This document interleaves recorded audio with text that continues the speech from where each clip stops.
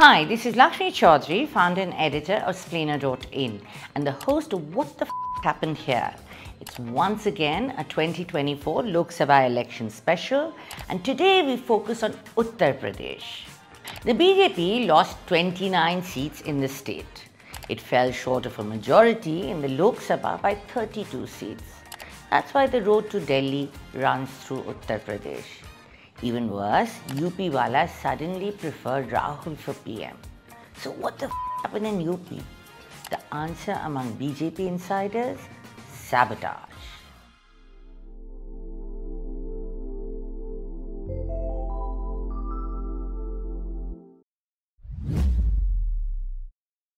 First, a quick recap of the numbers. The BJP could only manage 33 seats, losing 29 seats since 2019. The NDA total, 36. On the India side, the biggest winner was the Samajwadi party, which has a hefty haul of 37 seats, gaining 32 seats since 2019. Congress's total improved from 1 to 6. The total India haul, 43 seats.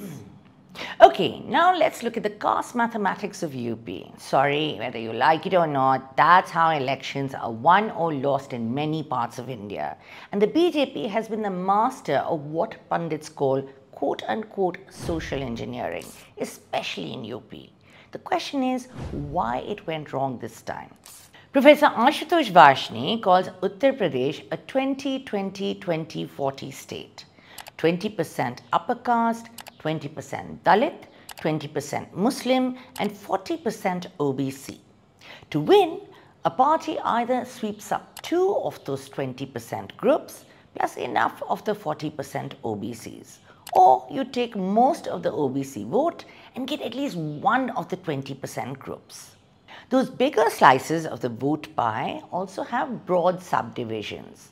Dalits are divided into Jatav and non-Jatav, of which Jatavs mostly vote for Mayawati's Bahujan Samaj Party.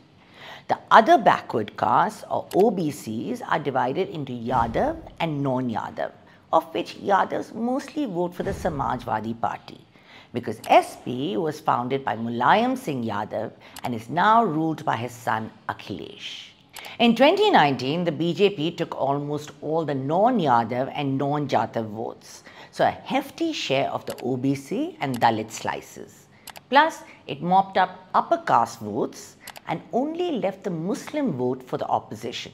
And even that Muslim vote was split because many of them voted for Mayawati.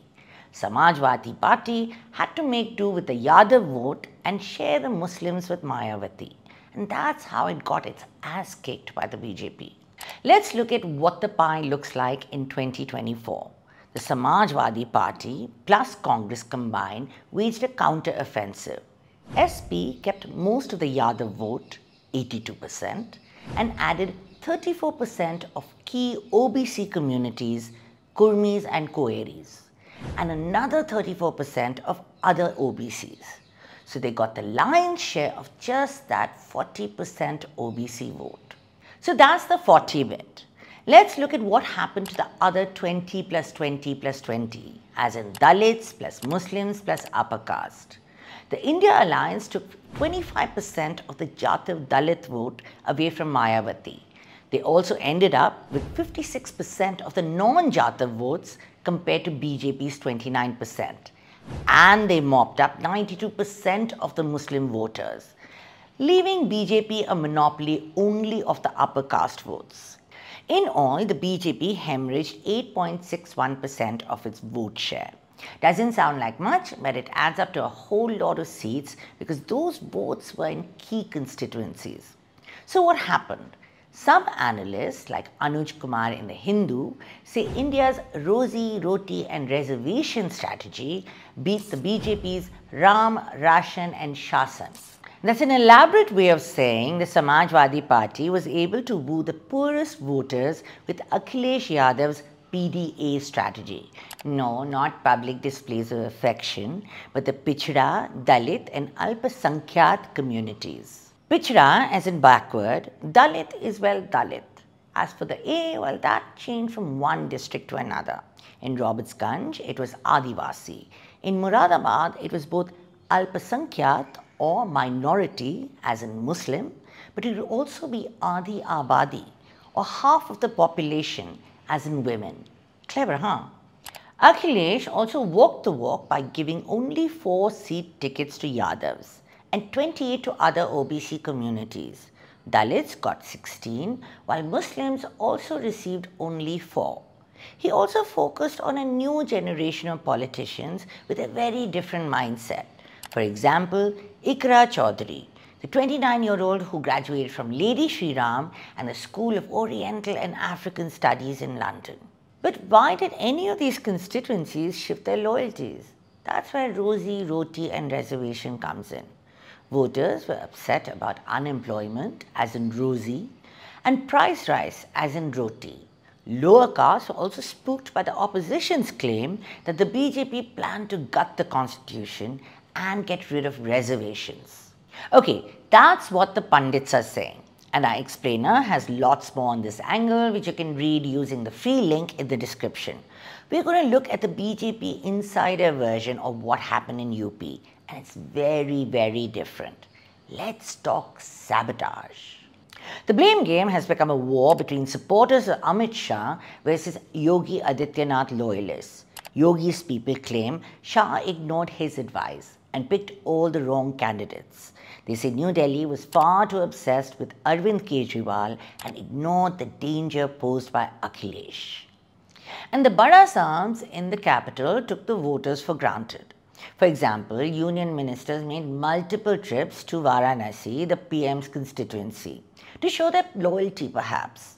But this meant party workers were too busy taking care of VIPs to actually campaign on the ground. That's why Modi's margin of victory came down from 4,79,000 in 2019 to 1,52,000 in 2024. On the other hand, losing BJP candidates claim that the state unit conspired to deep six their campaigns. Some leaders are openly talking about internal sabotage by the Yogi bloc. Yogi has been ordered to identify who dropped the ball, and this includes him and the ministers in his cabinet who are given specific charge of constituencies. What's really interesting is that many people see this as a preview of a succession Mahayudh between Amit Bhai and Yogi, both of whom are eyeing the throne.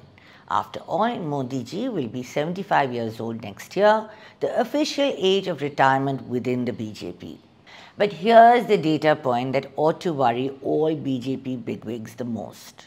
In a post-poll survey conducted by CSDS, 36% of UP voters said they wanted Rahul Gandhi as the Prime Minister, compared to 32% who preferred Narendra Modi. Now that number may be as wrong as those absurd exit polls, but it should remind BJP leaders to focus on the big bad wolf at the door, not give free rein to the bhedias within. We go back to normal programming with the next edition of What the happened here on Friday. So tune in for the most interesting stories, including the Pataka American T20 cricket team, the H1B boys who walloped Pakistan. And if you miss us in the meanwhile, grab a free 1-month subscription to Splainer. We will totally change the way you get the news. The link is in the description. I'll see you Friday.